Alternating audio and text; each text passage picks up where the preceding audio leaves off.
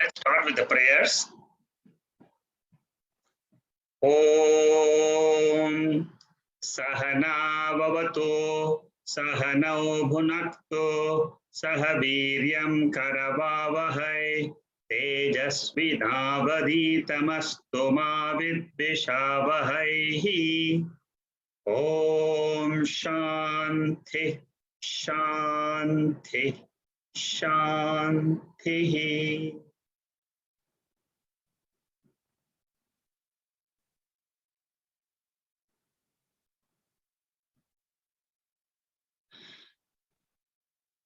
Our text for study is Panchadasi, chapter 3, Panchakosha Viveka Prakaranam. We have seen 20 verses out of the 43 verses. And today we will be starting with the 21st verse. What we have seen in last 3 verses, and in fact, what we are right now seeing is the description of the self, which starts from 13th verse and it continues till the 28th verse.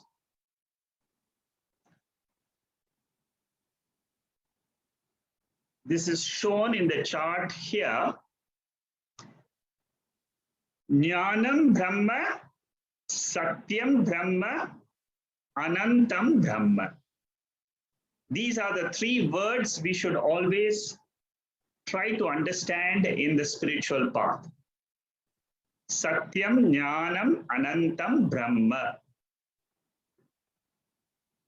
Very, very important words from the Upanishads. So we are in the 21st verse, which is a part of Jnanam Brahma.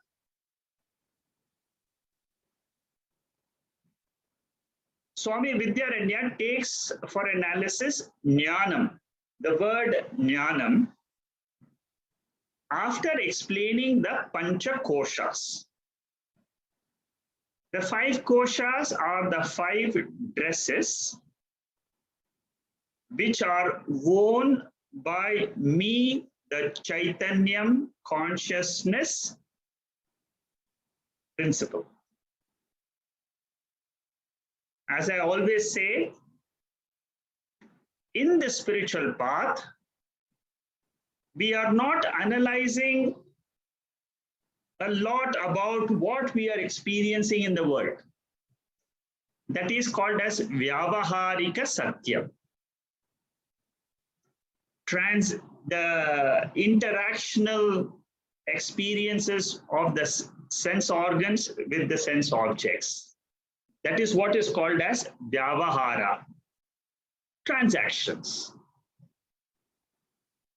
Satyam means it is a truth. All of us, we know that. You see, we are all experiencing the world. I'm experiencing this body. I'm experiencing the world. And there is a lot of interaction going on between me, the individual, and the world. What Vedanta or the Upanishads, they try to do is, they are trying to find out the truth of this world which you are experiencing. But then what they say is, if you remain in this world, you will never be able to understand the truth.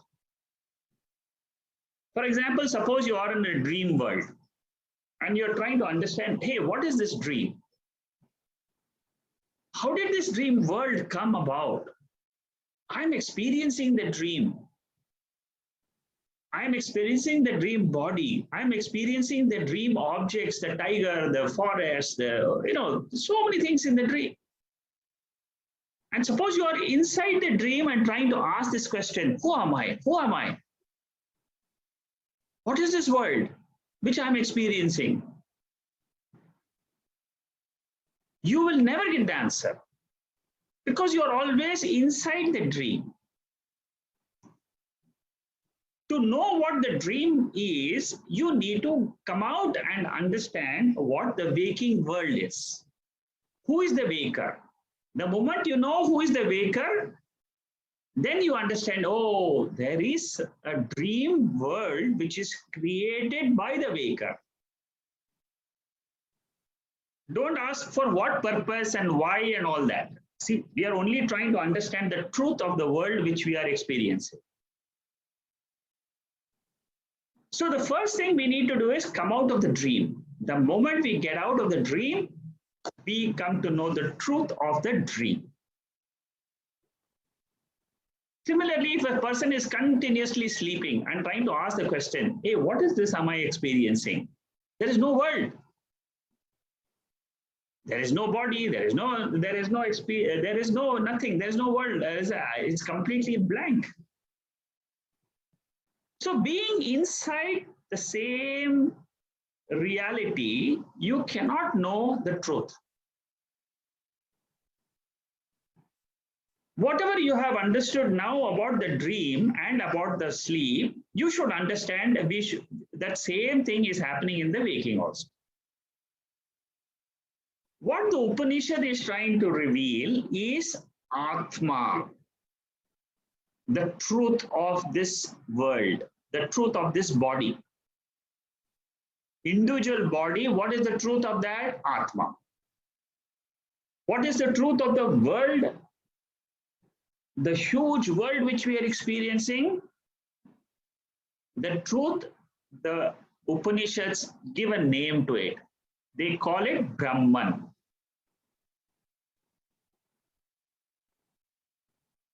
Then the Upanishad says in the Mahavakyam, Atma and Brahman are identical.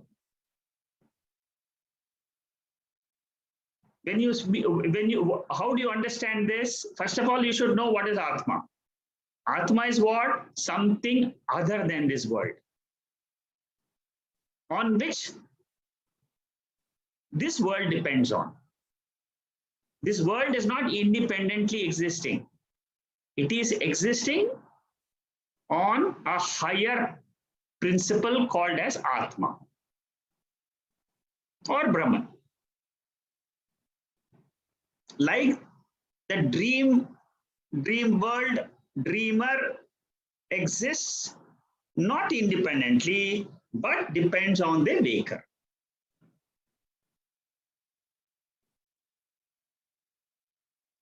How does the Upanishad say that Atma is equal to Brahman? That is what is explained by Taittiriya Upanishad, chapter 2, first section, first mantra. Brahmavida apnoti param. Then this mantra comes, Satyam, Jnanam, Anantam, Brahma. This particular three words which you are using, Satyam, Jnanam, Anantam, these are three words which are indicators, pointers to know the truth, the reality behind me, the individual body, and the entire world which I see in front of me. The reality between the Triputi, the dreamer, dream world, and the dream instrument, the mind, the dream mind. The reality is what? The waker. Ekam. The whole thing is on one waker mind. Similarly, the entire Jagat, the whole world which we experience in the waking state, is dependent on the Satya, Paramarthika Satyam, which is beyond this world of waking, and that is called as Brahman. That Brahman is described as Satyam. Satyam means it is always there. Nitya Vastu. Changeless. Jnanam. It is of the nature of consciousness. It is not an inert thing. It is not like the inert world. And then it is Anantam. Anantam means it is not limited by time, space, or objects. It is called as limitless. Limitless means there is no end to it, there is no beginning to it. This is what we are studying. See, now you get a picture. Once you have this picture, then it becomes easy to understand all these verses, which start from verse number 13 to the end of the chapter. If you don't understand what I have said in the last 10 minutes or 12 minutes, you will not understand these verses. It takes the mind to the truth. These verses are profound verses. They have very deep meaning. They are all indicators of the truth.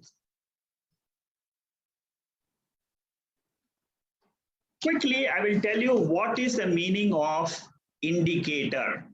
That is also you should know. Lakshana. I'm giving you a general introduction to the entire scheme of realizing the truth. Because we are analyzing in this chapter the ultimate reality. These are the basic technical details you should know. Because if you know this technical way of analyzing, you will reach the truth. There is no doubt about it. Each one of you who is listening to this talk will realize the truth. I give you a guarantee on that. Because it is the words of the scriptures. They are the only pramanam for the truth. And we are studying the right pramanam to reveal the nature of the reality. And the pramanam is Taittiriya Upanishad mantra. A very profound mantra. And Taittiriya Upanishad, Yajurveda, it is quoting also Rig Veda. Inside the Taittiriya Upanishad, you will find the Rig Veda mantra being quoted. Very beautiful Upanishad. It's a very deep, and it requires time to understand the depth.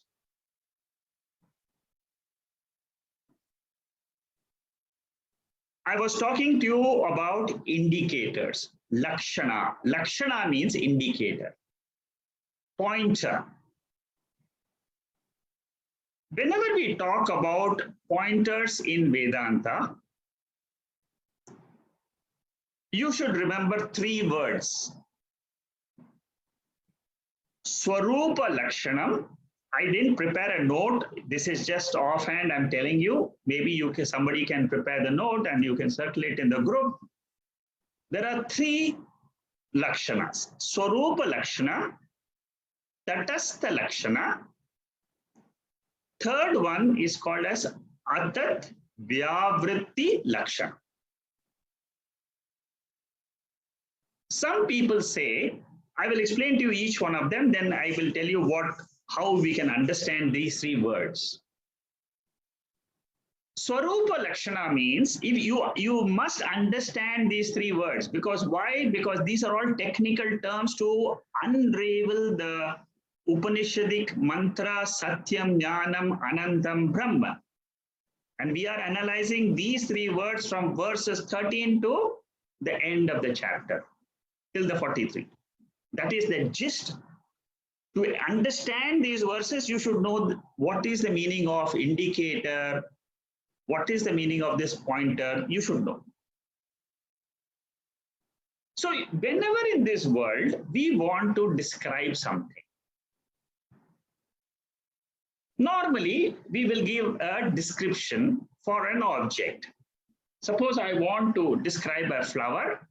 I will say this is a blue lily. It is a small in size. It is fragrant. So the blueness, fragrancy, and the smallness, these are all descriptions, adjectives which describe the flower, the noun.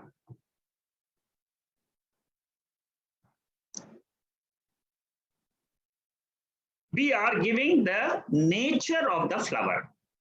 That is what is called as Svarupalakshana. Then the second is called as Tatkalakshana. So now you can apply the Svarupalakshana to anything in the world. Now you want to know Brahman. What is the Svarupalakshana of that reality? That Svarupalakshana is given in Taittiriya Upanishad, and it is Satyam, Jnanam, Anantam, Brahman. If you understand these three things, you will understand Brahman. And if you understand Brahman, you will understand Atma. If you understand Atma, you will know who you are. And if you understand who you are, you will not have sorrow in life. Because you have understood the real nature of yours. This is how the logic goes. So Svarupalakshana is called as Satyam, Jnanam, Anantam, Brahma. Satyam means it is always there. It is changeless. Anything which is always there is changeless. Therefore, it is called as the truth, the reality. Real. When you say real means that is the only thing real. And what you see in the world outside is what? It is not real. It is called as mithya. Mithya means it's available for experience. So now you understand the words. Satyam means what? Always there. And what is always there? This particular reality. Right now I am saying this particular reality. Later on, the Upanishads will say that reality is you, the Jiva. So next word is Tatastha. Tatastha means what? You are giving the description of not the nature of that person. You are saying Rama is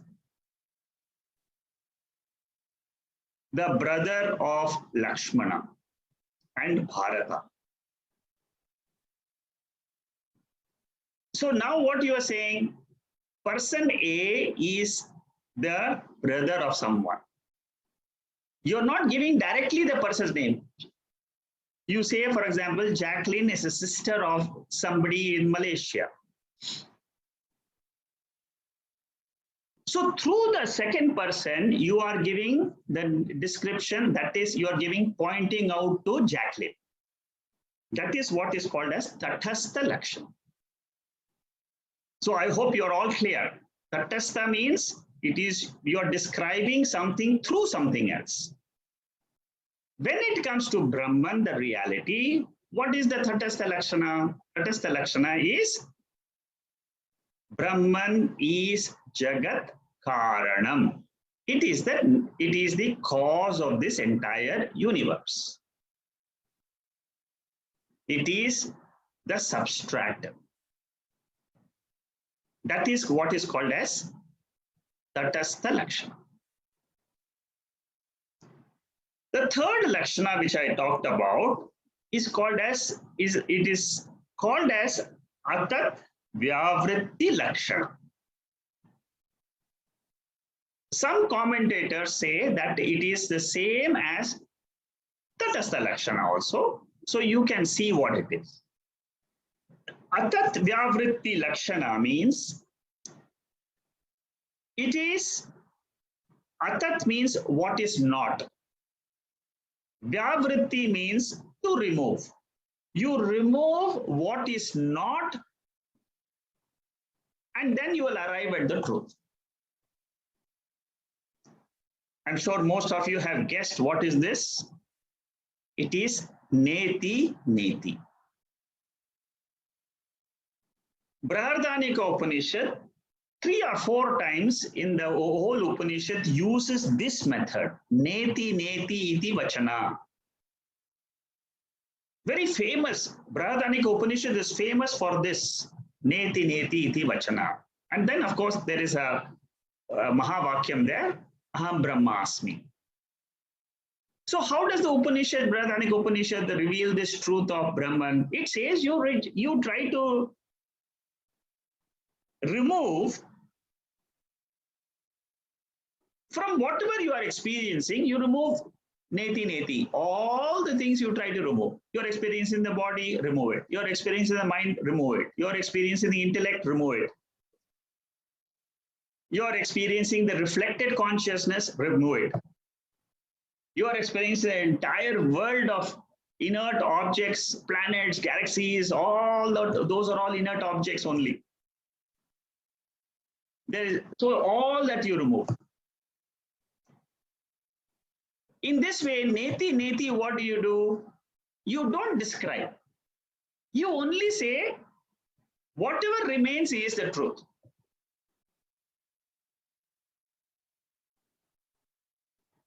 And that method is called as Advaitic Lakshana. These are the technical names for this word Neti-Neti. So when you say that the self is different from the 3 koshas or the 5 koshas, Atma is different than the 5 koshas. So what are you using? You are trying to remove all the 5 koshas. And whatever remains is the ultimate truth. You say that you remove all the 3 states, waking, dream, and sleep. What remains? That is the truth. Remove the 3 bodies, gross, subtle, and causal. What remains is the truth. So the truth can be defined or it can be indicated, pointed by 3 methods. One is called as Svarupalakshana, the second is called as Tatkalakshana, and the third is called as Atadvyavritti Lakshana. Atadvyavritti means Neti-Neti, not this, not this. Tatastha means you indirectly, you describe, you come to know the truth. You don't describe directly. Indirectly, through other means, you say that it is that house on the bank of the river. You're not describing, you're saying near, on the bank. So similarly, Brahman is Jagat Karana, because Jagat is known to you. With whatever is known to you, you try to describe the unknown. The world is known to you. Therefore, you say the world is an effect, and what is the cause? Is the Brahman, the reality. And Svarupalakshana means what? It is direct description. Nature of that nature of the reality. What is the nature? The nature is, it is Satyam, it exists. Pure existence. That is what is called as Brahman. That happens to be my nature. It happens to be your nature. We are not talking of anything else which is outside our experiences. Only thing we don't know the truth, that's all. Upanishad is only trying to reveal something beyond this world, but which exists.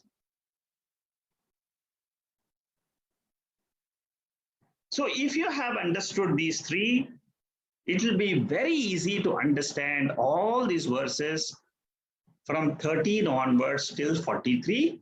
And not only this, you will also understand the remaining chapters also very clearly. There's a lot of knowledge behind these 3 words, Satyam, Jnanam, Anantam. They are all technical aspects. If you understand those aspects clearly, you will land in your own lap, which is the Atma.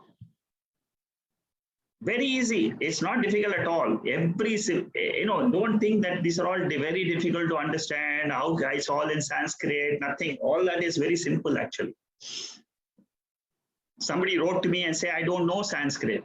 Can I come and attend your classes? I said, definitely, because you don't require Sanskrit language to know the truth. Because we can explain it in English or whatever language you know, we can explain it. Okay, now with this introduction, it was a long introduction, but I thought it was necessary. Now we'll jump into where we want to start today's session, and that is verse number 21.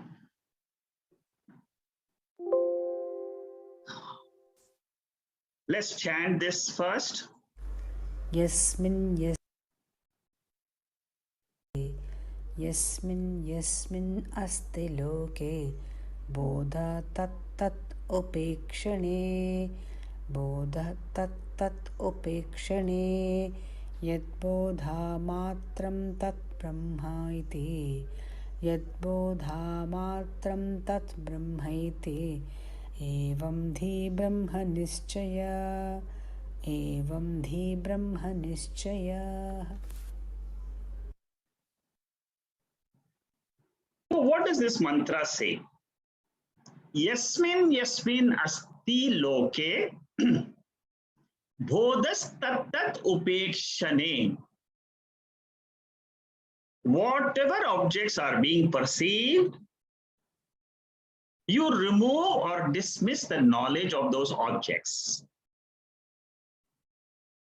Bodha, remove the knowledge. Ya bodha matram tad brahmeti evam dhir brahman nishchaya.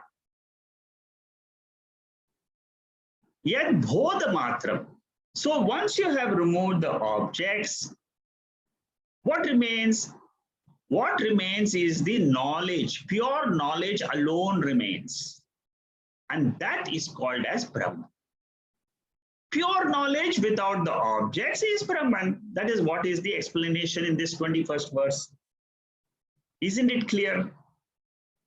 Very simple, isn't it? You see, now you have the background of what we are searching for, and you know where to look for it and how this is being done, then the search becomes easy. And you will reach the goal. You will find the object for sure.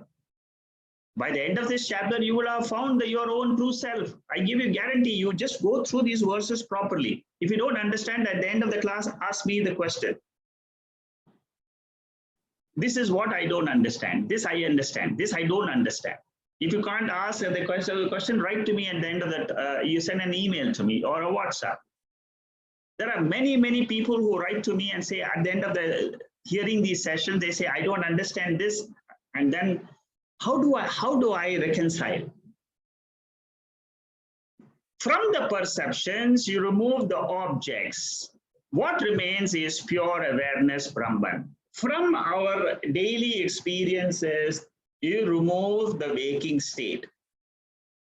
You remove the dream state of your experience. Whatever your experience, say, I'm experiencing these three.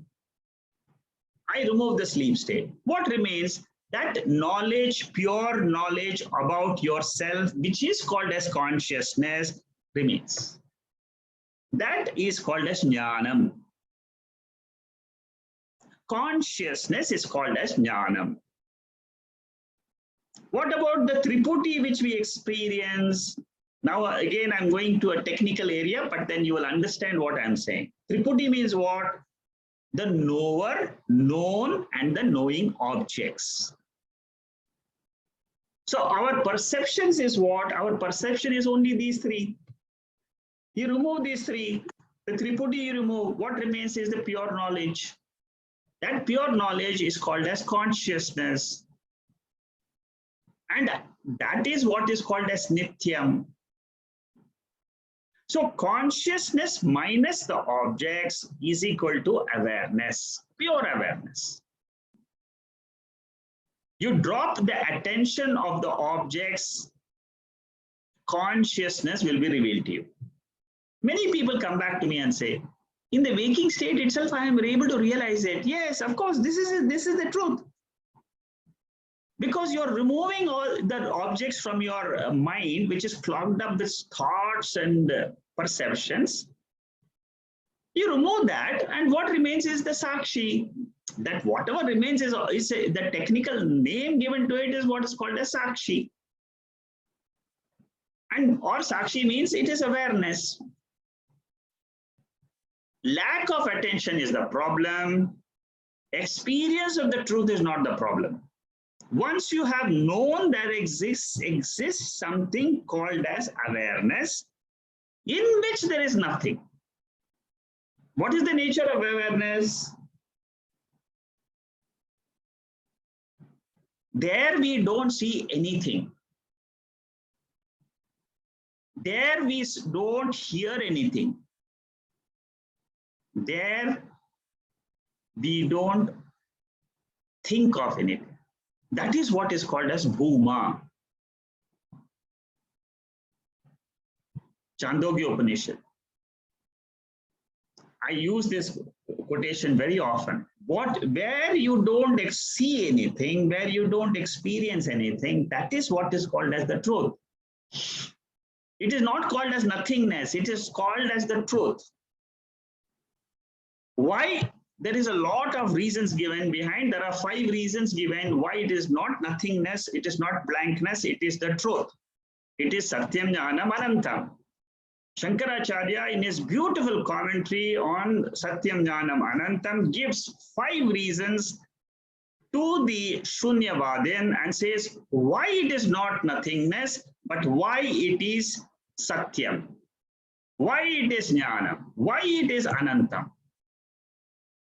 You need a lot of time and patience to understand the reasoning. And see, Shankaracharya is a brilliant teacher, brilliant. You will have a lot of joy in listening to the Upanishads when you understand it through the Bhashya. Initially, you will get to know some words, some descriptions, but the real joy of the self comes out when you go through the Bhashya. So coming back here, lack of attention is a problem, but not experience. Experience means what? It is you yourself, not an object. I see light of stage is forgotten. In I see, the objects are forgotten. That means what are the objects? My focus today is what? My focus is on the objects. The objects could be pot. Pot is just an example. Wife, son, daughter, business, all this is, house, problems, all this is what is my current focus. My mind is wired to see only objects today. It is not wired to see the subject. Through the study of this chapter, we are trying to wire the mind to know the subject. Mind rewired after study of scriptures is able to cognize this awareness. It is always there. That is why in the earlier verses and in the verse number 23, in the next, after 2 verses, in 23, in verse 23, Vidyaranya will say, surely this Brahman exists, surely. It is there, but only thing is, it is covered. It is covered, seemingly covered. By what? By the 3 avasthas. It is seemingly covered by the 3 bodies. It is covered by the 5 koshas. I just have to learn the methodology followed by Vidyaranya in chapter 3 of Panchadasi, how to remove this. This is what is being explained in these verses. Yat bodha matram tat brahma. Bodha matram. That means you remove the objects. What? That means the knowledge of the objects is gone. What remains? Pure knowledge. Pure knowledge is what is called as Jnanam, consciousness. And what is the knowledge with the objects? That is called as Vishesha Jnanam. Swarupa Jnanam and Vishesha Jnanam. Swarupa Jnanam means it is alone, is no objects at all inside. You want to know the reality, right? So what is the real thing in the world? The real thing in the world is Satyam, which is pure consciousness, and it exists all the time. It was there 100 years ago, 5,000 years ago. It was there before creation. That is what is said in the Chandogya Upanishad, 6th chapter, the first verse there. It says, Sadeva Saumya idamagre asi ekameva advitiyam brahma. That alone was there. And that alone is there now also. That alone will be there in the future also. So that which was always there, is there, will be there. What is it called? It is called as Nitya Vastu. If I know that Nitya Vastu, understanding itself, then what Upanishad says, if you understand Brahman, you become Brahman.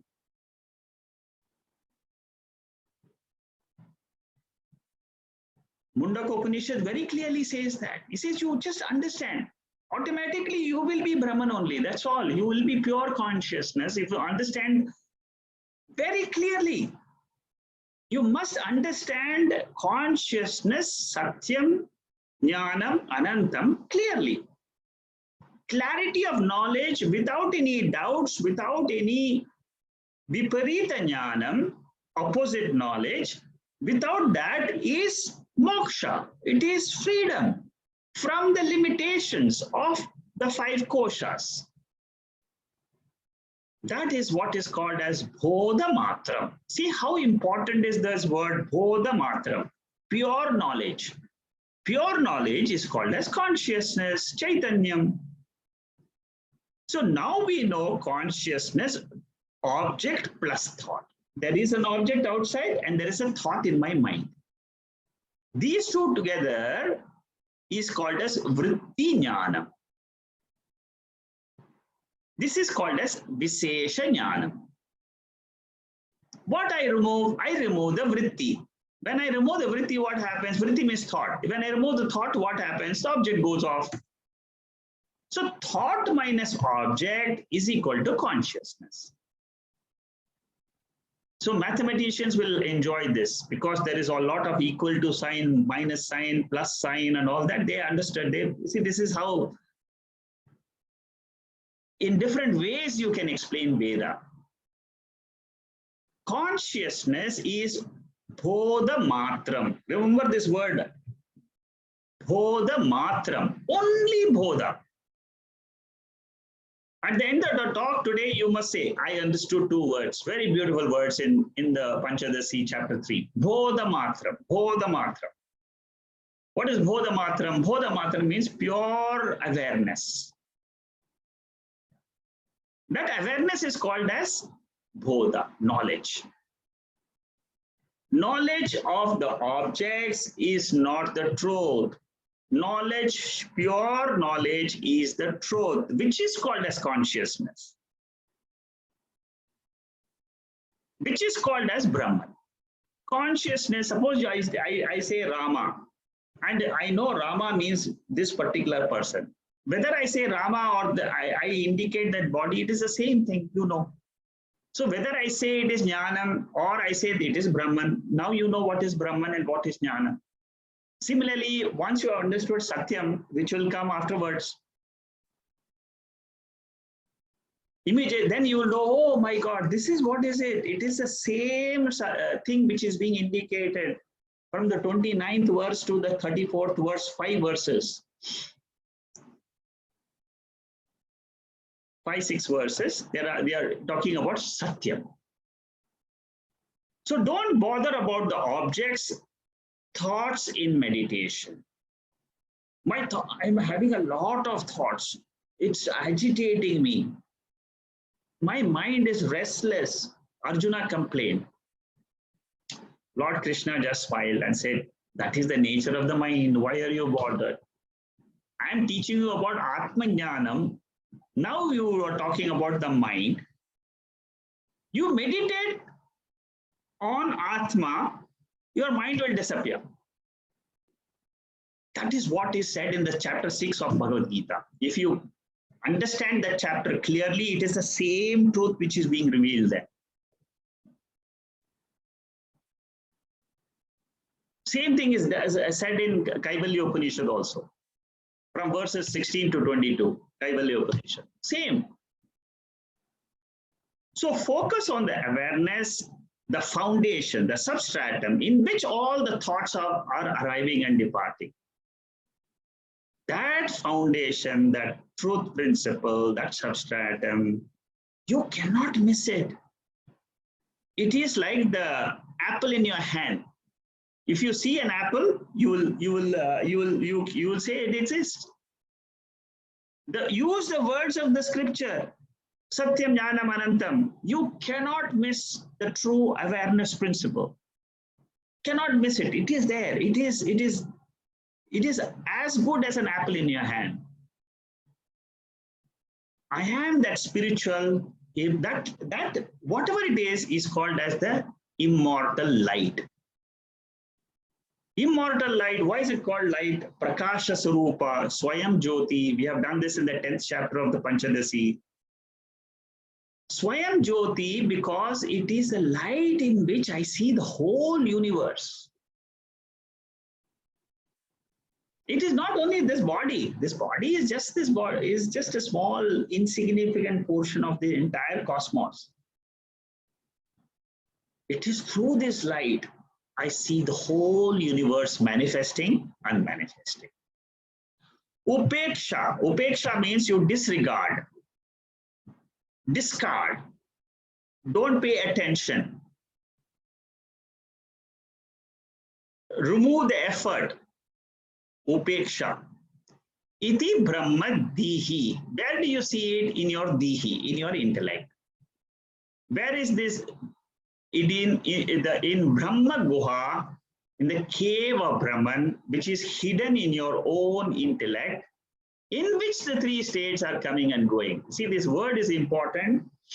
That, see, in this, that is why Swami Chinmayananda uses that picture, that TV screen. He keeps on giving the example of TV screen. In the screen of consciousness, the movie of a particular day comes and goes. Another day comes the next day, where in the screen. That screen is called as Jnanam. That screen is called as Vishayin, the subject, the knower of the objects. And Vishayas are known as Shabda, Sparsha, Rupa, Rasa, Gandha. These are the only 5 objects in the universe. Our Vedas are very, very beautiful in identifying and crystallizing, in telling us clearly what is the universe. There is no 6th thing because there is no pramana for it. There is a pramana. Pramana means what? Source of knowledge. What is the source of knowledge? For the eyes, it is the form. For the eyes are the source of knowledge for what? All the colors I see. Yesterday I saw the blue color. Today I see the red color. Tomorrow I'll see the green color. The source is what? Eyes. I don't use my ears one day and then the eyes another day to see the color. Only one source is there. Shabda, Sparsha, Rupa, Rasa, Gandha. These are all the Vishayas. But the knower of the objects is only one. And that is, ultimately the knower is the light of consciousness, which is called as Jnanam. Many of you have done the Adhyasa Bhashyam with me. Adhyasa Bhashyam. Before the Kaivalya Upanishad, on Saturday, I took Adhyasa Bhashyam. Asmat Pratyaya Gochara. Asmat Pratyaya Gochara comes there. Adhyasa Bhashyam means what is superimposition and what is the substratum. I see, Vishayin Pratyaya, Asmat Pratyaya, I thought. The I thought is there, and the object is called Yushmat. Yushmat means this. So the whole transaction is between the I thought in this body and with this thought in the world. That is the transaction which is going on. But what is the source of this I thought? The source is consciousness. That source is called as Jnanam.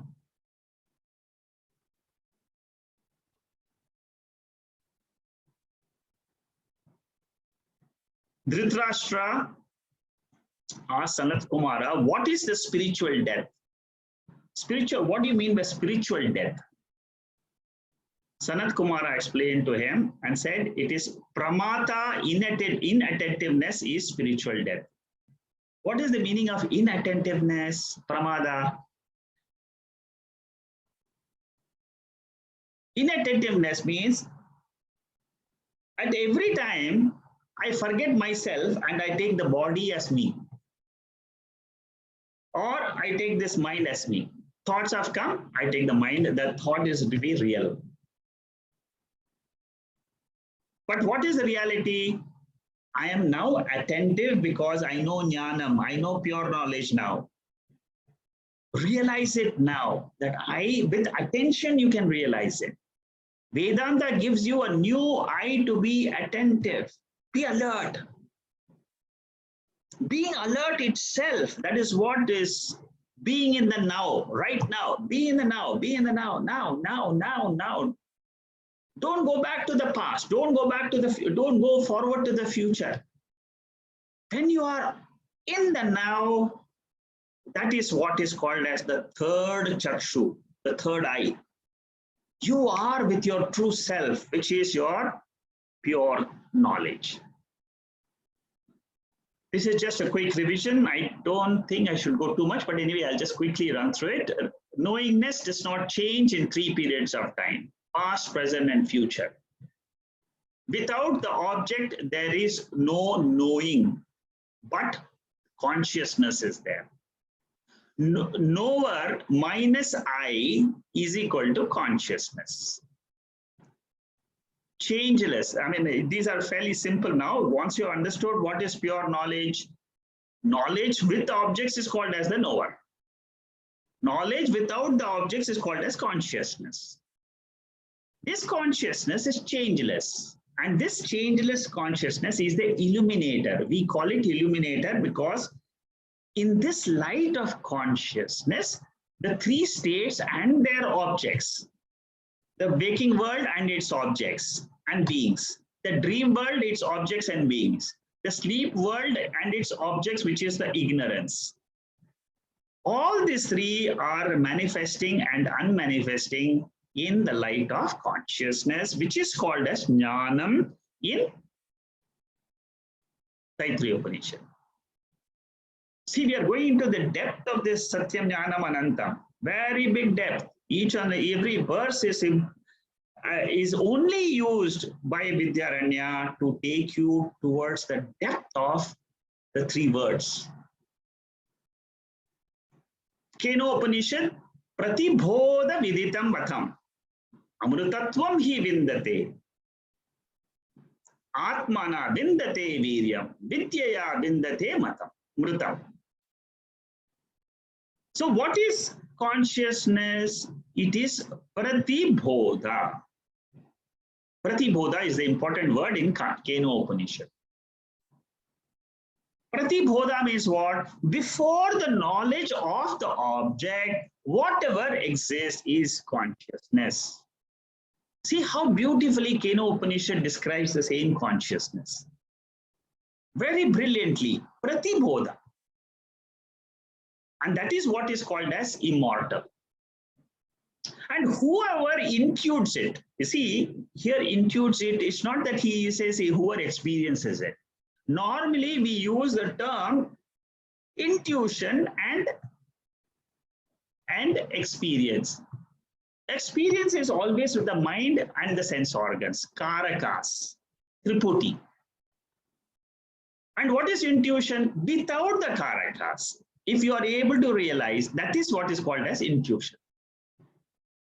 So at the higher level of knowledge, you have to drop your intellect, and what you have to use intuition to see that pure knowledge in yourself. Through the Atman, he obtains real strength, and through knowledge, he gets immortality.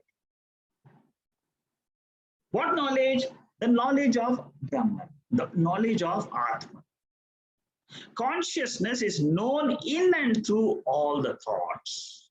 Space is there in and through all objects. Light is there in and through all objects in the room.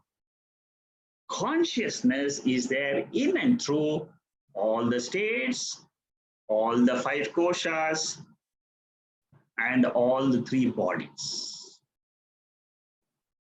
A thought in your mind is a doorway to Brahman. That is why meditation is important. In meditation, you can know and you can claim that I am the light of consciousness in which all these thoughts are coming and going. Whatever you are listening in the talk, you can practice it yourself. That is what I try to do in the meditation every time. Today I have read this, heard this. I try to put that in practice, so that it becomes a practical session for you. I have learned about Atma, now I want to be the Atma. Being is called as meditation. Learning is before the meditation.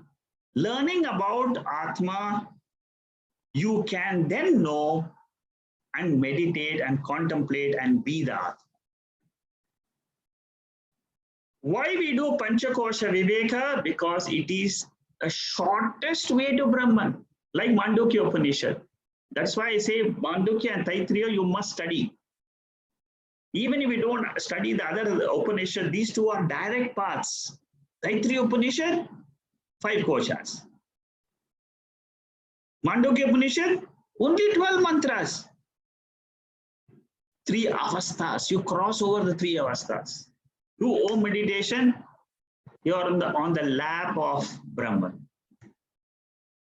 Okay, so that was the verse. This verse took a long time, but nevertheless, I want you to go to the depth so that every verse becomes a realization for you. Next verse. Kosha parityage sakshi bodhavaseshatah swasvarupa sa eva syat shunyatvam tasya durghatam.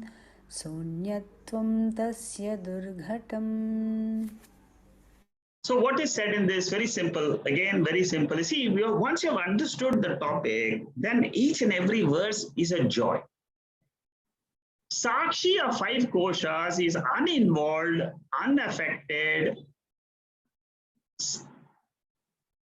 by the 5 koshas. And that is the real nature of the self. You say, I am Sakshi. When you're in meditation, or at any time you want to know yourself, just say, I am the Sakshi. Sakshi means what? What is the meaning of Sakshi? Meaning of Sakshi is uninvolved, unaffected. 2 words. I am the witness. What is a witness? The witness is not involved. It is uninvolved. Witness is uninvolved and witness is not affected. Both. That is my real nature. What I undergo as an experience is due to the prarabdha, the karma of the body, which is the body, and the subtle body has taken the gross body, and it is going through its experiences. That's all. Panchakosha Parityage Sakshi Bodha Vaseshataha. How do you know this pure knowledge, which is called as Sakshi?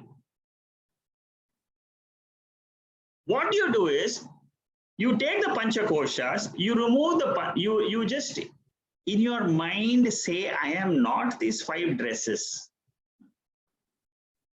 I am not the ignorance in sleep. I am not the, that is the Anandamaya Kosha. I am not the Vijnanamaya Kosha, all the thoughts doer. I am not the Anandamaya, the Bhokta. I am not Manomaya. Manomaya is very simple, emotions and thoughts. Prana is just a jadam. It is just going up and down, up and down. It is jadam. It is not conscious, inert. From the Vedanta point, all what is seen is inert. Very important point, huh? Brahman is the only thing which is consciousness. From the Vedantic epistemology, the nature of knowledge, from Vedantic philosophy of knowledge, everything else which is experienced, seen, is called as jadam. The only thing which is sentient is the seer. The seer is called as consciousness. So here what he's saying is, just remove the 5 sheaths, whatever remains is the atat vyavritti lakshana. Neti-Neti. Remove, you just say, this is not me, this is not me, this is not me. Then what is me? Whatever remains is called as consciousness. Dismiss the objective element. From the perceptions, what remains is the 5 witness of the 5 sheaths. The real nature of the self is pure consciousness. And in the next verse, he will say that this consciousness is you. It is you, the existent consciousness. In the next verse, he will say, how can you say that this is non-existent? How one comes and becomes the Vishayin by Panchakosha Parityaga. How do I become the subject, the pure knowledge? By removing the 5 koshas. So reject the 5 koshas as anatma, not me. What are the 5 anatmas? Basically, it's a physical body, the physiological functions, the vayu vikara, mind, sense organs, karanams. Karanam means instruments. Intellect, sense organs, karta, anandamaya kosha, which is that priya, modan and pramoda, nidra vrittis. These are all which is called as samanya ananda. Anyway, these are all the anatma. What I have to do is remove this anatma as not me. What is rejection of the 5 koshas? The rejection of 5 koshas is anatattva dhitatra. That means anantatva dhitatra. Understanding them to be non-self. Then I get crystal clear clarity. Forgetting the 5 koshas, I transcend the 5 koshas. Normally we say you forget your body. What it means, forgetting means just transcending them. Transcending only when you know that there is a consciousness, then only you will know how to do this transcendence. This realizing the self-awareness is a paradigm shift. That is why it is called as paramarthikam. Like dream and waking. There is a huge shift in the realm between dream and waking. Similarly, there is a huge shift between the knowledge with the objects and the pure knowledge awareness. With that, I will stop here. We'll start this 152nd page next week. We'll continue this. This is how it goes. These are all very deep analysis to realize the truth. We are in the study of Jnanam portion of Satyam, Jnanam, Anantam. This is done after you have removed the 5 koshas. What is remaining is being described in these verses. Okay, so we'll stop here and then we'll continue the 22nd mantra next week.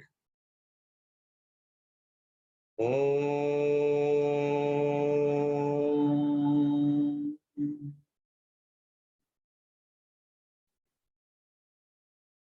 Purnamada Purnamidam Purnat Purnamudacchade Purnasya Purnamadhaya Purnamevavasishyade. Om Shanti Shanti Shanti.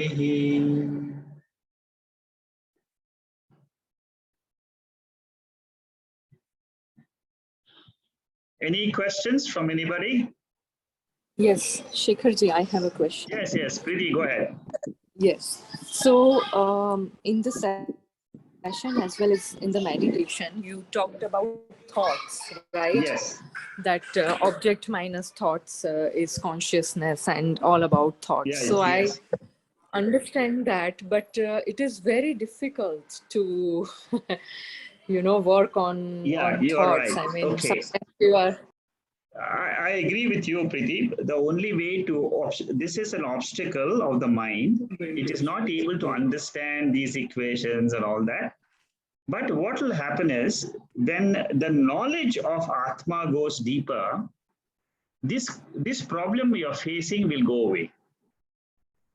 The knowledge of Atma has to sink in deeper. That means let the knowledge of this pure awareness, what it is, let it be revealed to you again and again. So when we study these texts, your mind will be able to go take the light of these verses and go deeper. Take the light and go deeper. Take the light and go deeper. So don't worry about you not removing the thoughts and all that at this stage. You just understand that this is how it works. This is the process by which realization takes place. A time will come, it will work. Because, you see, what happens is, this Atma, the Jnanam, the knowledge part, the clarity has to come. This clarity, the moment the clarity comes, it will remove the obstacle. What you're facing today is other thoughts can keep coming and disturbing you. You're not able to hold on to that pure awareness. So it's a question of practice and it is a question of listening more. That's all. So these are the two solutions to go deeper. Is it clear? Yes. So Shravana, Manana, Nididhyasana. Yes. Just keep doing Shravanam, Mananam, Nididhyasana. Don't forget these 3 steps. I have to do more of these 3 and I just keep attending the classes and it will come. It definitely will come. It is these are all the obstacles faced by all the seekers. I don't understand. Initially when I was taught what is a thought and what is a vritti for 5-10 years, it just bounced. I could never understand what is a thought. I was again and again said these equations were given to me 25-30 years ago. But then at the beginning, I never understood exactly like you. Nothing. It went all top of my head. But I said, okay, let me just keep reading, because this is what the teachers taught me. They said, don't worry, just keep listening, keep listening. And I just kept on listening, listening, listening. But today, if you ask me, I will not say, I will say, yes. Everything the Upanishad says is full of meaning. The truth is there. Only thing is, I have not still found the method to reach it. That's all. Yeah, Shama, go ahead. Oh, yeah. As usual, again, a very beautiful yet bodha matram tat brahma. Yeah. Yes. With this, with the bodha, the Yes.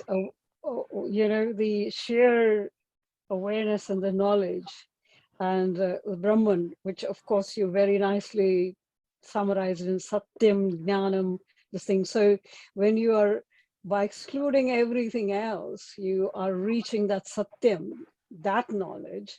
Yeah. That then is, of course, the Anantam.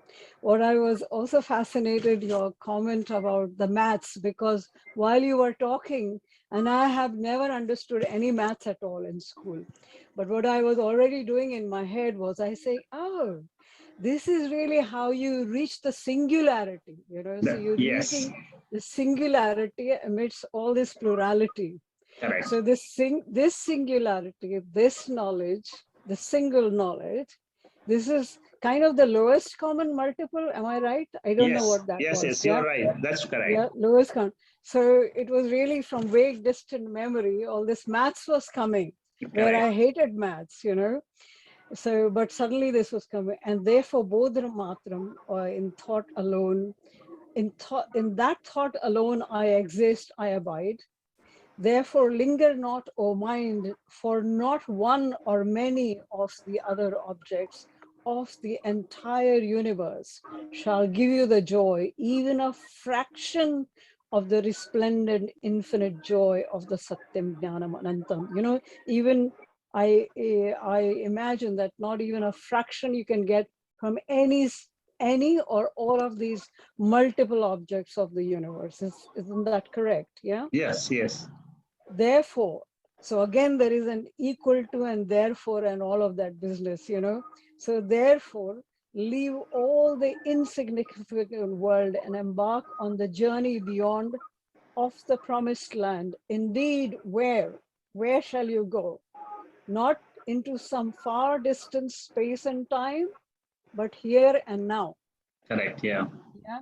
In the cave of my heart, so the sages say, "O fool, would you linger in this Maya world, even though you may hear, even while you're hearing this celestial sound, would you still want to stay, isn't it?" Yes. Shanti Om, Shanti Om. So this was really, really beautiful.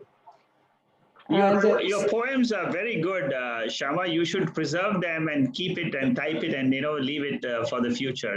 Somebody reading it will enjoy this. As you speak, this conscious bhava is just flowing through, and that's why I love it really. What I have to ask you, because, or maybe somebody else can, because this is a very burning thought in my mind. So there's just one question.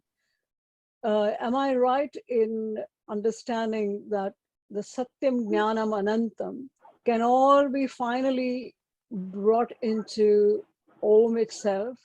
Oh, yes. Yeah. Yes. Satyam Jnanam Anantam is Om. Om. Full Yes. stop. Yeah. So that's really in. So what I want somebody in the group or anyone or yourself. So what is this relationship between the zero and the infinity, in the mathematical term? For example, so what the mind is doing here, all of that I have known, or the knowledge borrowed from others, what they have known of the existing so-called unreal world, which we see it as real, that is to be zeroed, isn't it, through this process of Neti-Neti. So that becomes zero. Yes.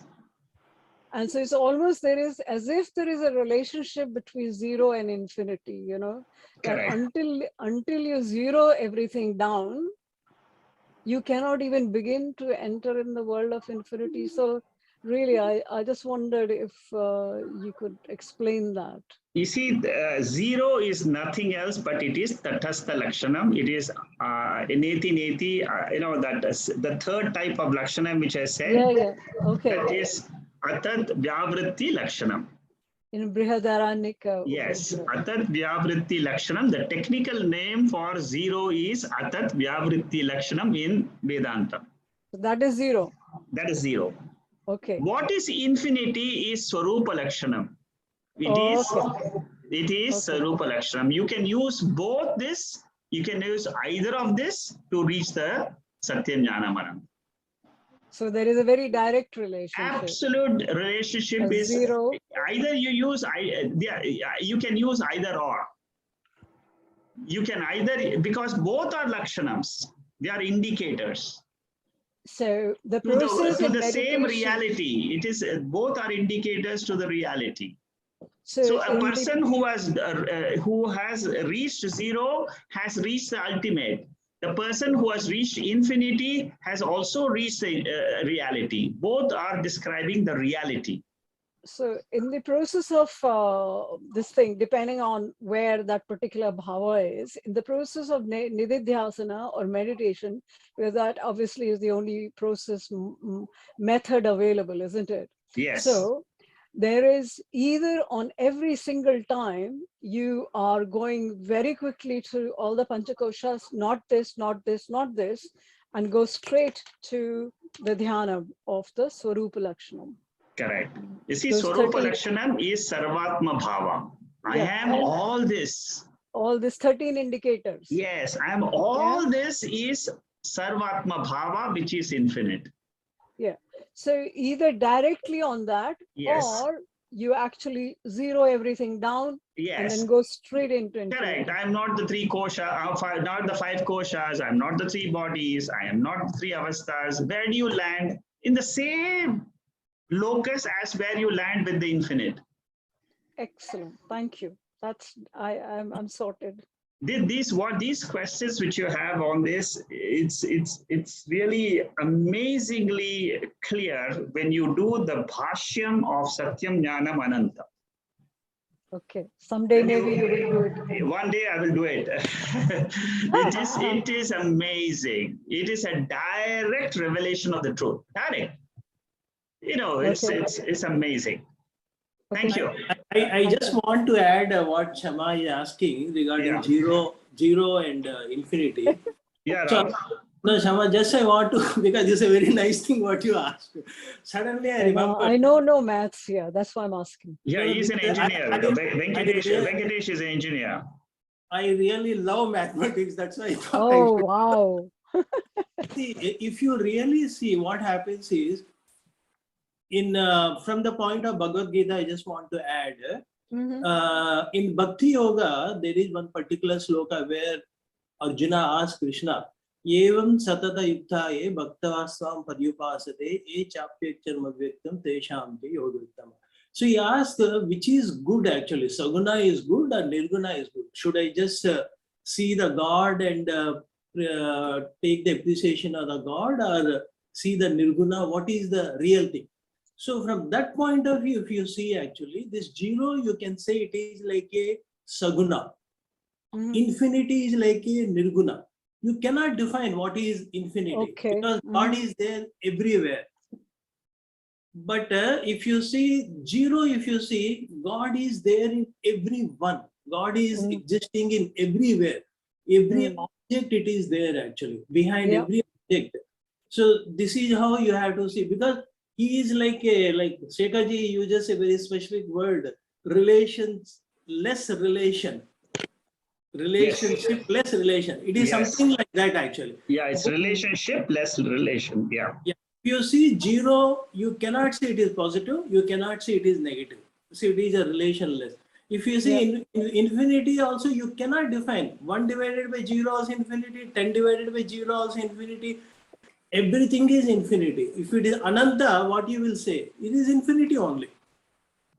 And what exists every time, that's also infinite. It is also finite, and you can say it is infinite actually, because it is Ananta. So this is this is how you have to see from the Saguna and Nirguna point of view, or the finite and infinite point of view. So that is where that Sat and Chit, if you take it together, so that Jnanam is what is behind both of these two actually. That awareness, pure consciousness. Thank you, Venkatesh. So are you saying any number divided by infinity is infinity? Any number divided by 0 is infinity. Any number divided by 0 is infinity. Okay, got it.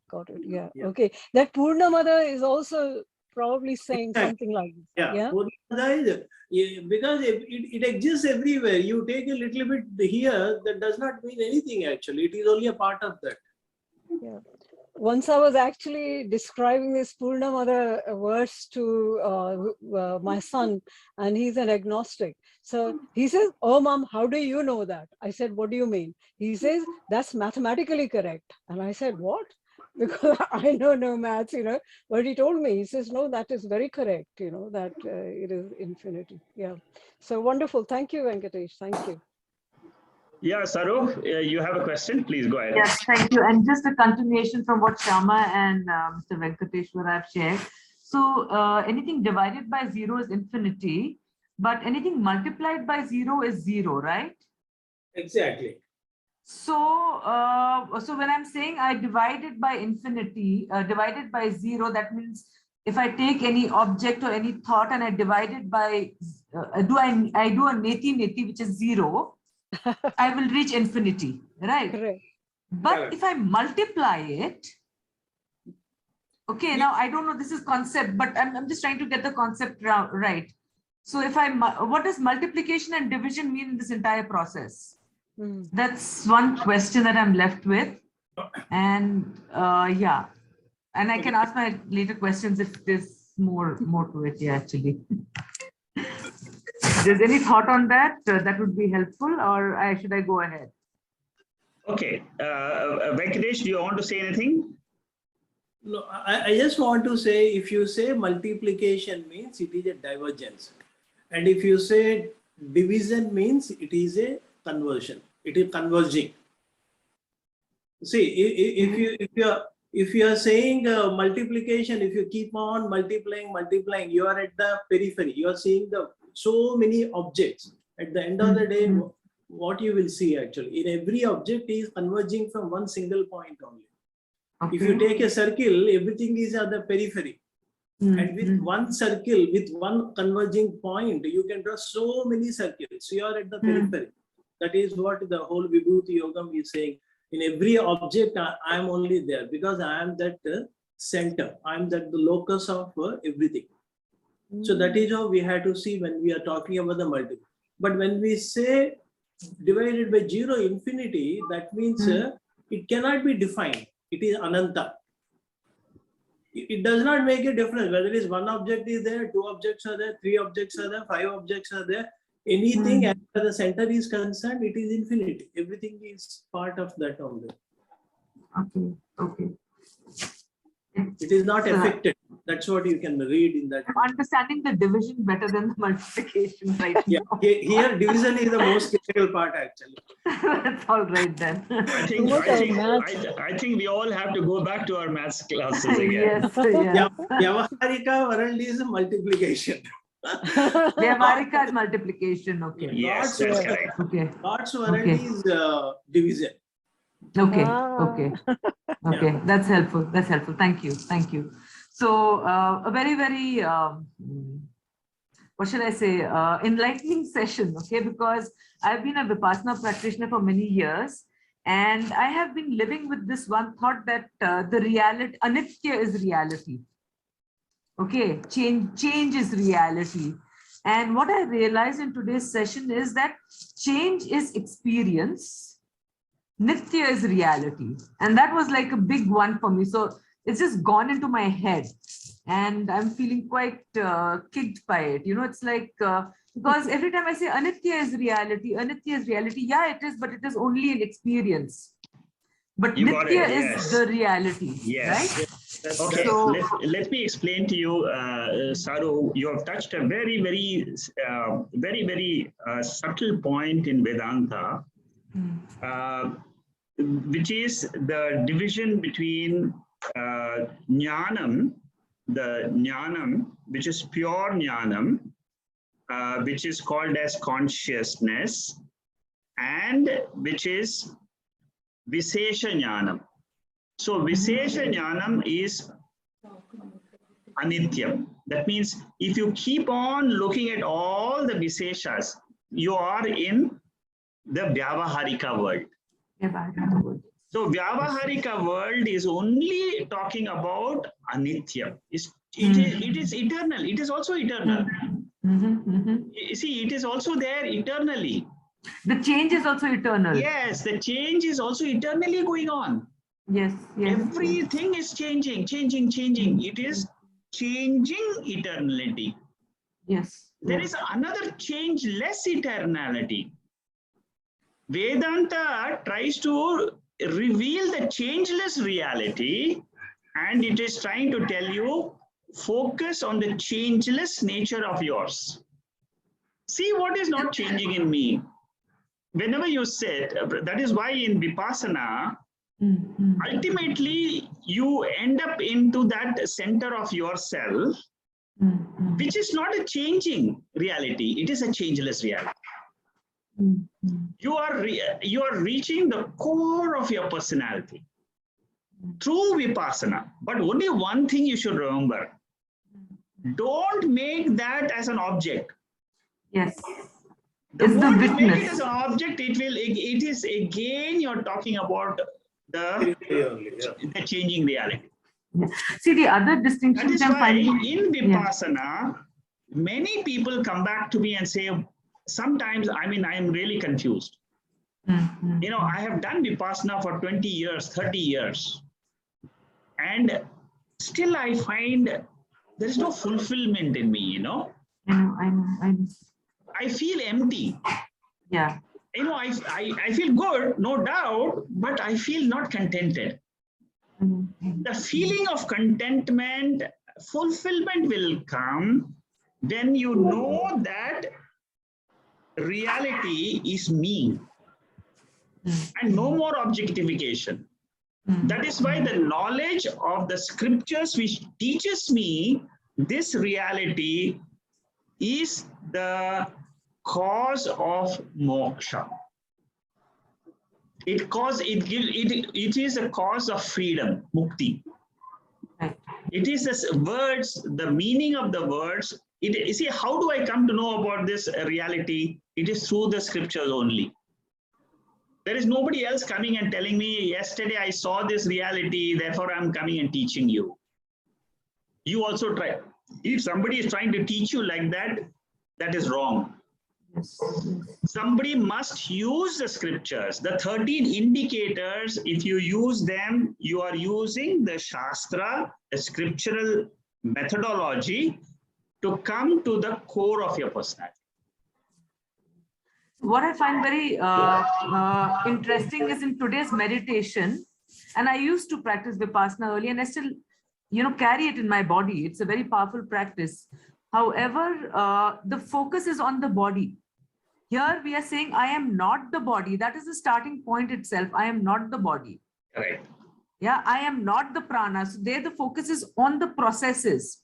On the prana. That is on the prana. Is on watch your prana. That is the Vipassana meditation. Yes. And this is, I am not the prana. So Correct. it's very different. It's conceptually and very experientially very different. It is very different. Yes. I'll tell you what the difference is. The difference is you are objectifying the prana. You are taking the prana as an object and you as the seer of that object. You are in Dvaitam. In Dvaitam, there is no moksha. Only when you make and say that I am the only reality, I am that pure consciousness, everything else is Vyavaharika Satyam. Right. It is as good as not there. It So, is as, yeah, that difference you should, the moment you see this is the biggest challenge for people who are done vipassana and they come to try to realize the truth in the Vedantic way, you know. You must understand. The moment the understanding happens, then you will be able to practice it. But the seer, I'm understanding the duality. I am the seer because I have objectified the prana. I am observing the pranas on the seer. That's the duality you are saying. Yes, that is a duality. That is the duality. That is the yogic method. This is what is the yoga. This is where the yoga philosophy says that I am experiencing thoughtless state. This is yogic method of realization. Shankaracharya in Brahma Sutra refutes this. Okay. He says that this is what is called as yoga. Yoga means you are there and then you are also seeing the object. Okay. As long as you are seeing the object, you are still in Dvaitam. Okay. So drop this Dvaitam and say there is a reality in which there is nothing. That nothingness should be dropped. And what should remain is, I alone am. When you say, that is what is called as Advaita. In Advaitam, there are three words which are to be used. Ekam, Eva, Advitiya. There is no Sajatiya Bheda, no Vijatiya Bheda, no Swagata Bheda. These are three technical terms used in Chandogya Upanishad. I will take one session for this, explaining these three words. Right. Basically, there are no differences in that state. Okay. Whereas in all other states, there is difference. There is Bheda. So you try to drop the Bheda and become Abheda. Abheda is the reality. And the Bheda is in the Vyavaharika. Yes. You see, if you are doing Veda Darshanam, there is no difference between the Vyavaharika Veda with the objects and you are sitting and again seeing something. Yeah. In fact, while doing this meditation, something happened. I want to share that experience. There was a lot of colors. Okay. Now, I was like, again, I am not the color also. That is again a part of Adhyasa which is happening, right? That's correct. So I am not that. It has to go beyond that. Yes. You see, in the yogic meditation, there is the colors will come automatically because you're focusing on each chakra. Chakra, yes. See, in the Swadhisthana chakra, in the Anahat chakra, in the Manipur chakra, you are told to meditate a particular color. Yes, that's right. So that is a conditioning of your mind. See, the mind, the moment you say this chakra, immediately this color will come. Your mind will project these colors. It will project the devata. It will project the lotus, the number of petals in the lotus. It will project what are the powers in those shaktis. All that is conditioning. What you need to do is Neti-Neti. Decondition. Not this also. The scriptures cannot be wrong. I am giving full faith to the scriptures. Neti-Neti is Brihadaranyaka Upanishad 3, 4, 5 times it comes. Right. So whatever emerges right now, it's Neti-Neti. That's all. I've taught you 3 methods of the lakshanas to be used, the indicators to be used. Either you use Neti-Neti, or you say it is a Jagat Karanam. Suppose you are sitting in meditation, you don't know what to do. You just say that I am Brahman.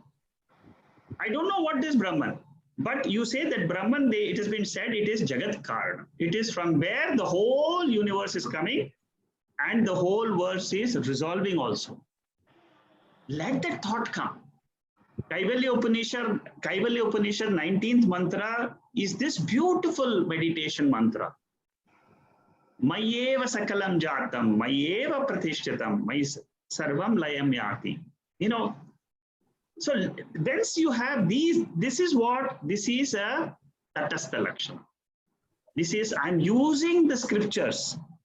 Ultimately, where do I want to reach? I want to reach myself. But I'm using the words. in my meditation, if I use the scriptures, you will come to Advaita. Because this is a training. You see, once you train your mind, you have done Vipassana meditation is fantastic. But now you have to reorient it towards Advaitic meditation. Yeah. Then the difference will be, you will have fulfillment. You feel, yes, I think I have achieved what this birth, the purpose of this birth, your own ego, I will say, the purpose of my birth is fulfilled. I am happy. That's all. I can see the difference clearly. Others may say you have done Vedanta, this. I don't care. I don't care what they say, but in my own heart, I have got fulfillment. That's all.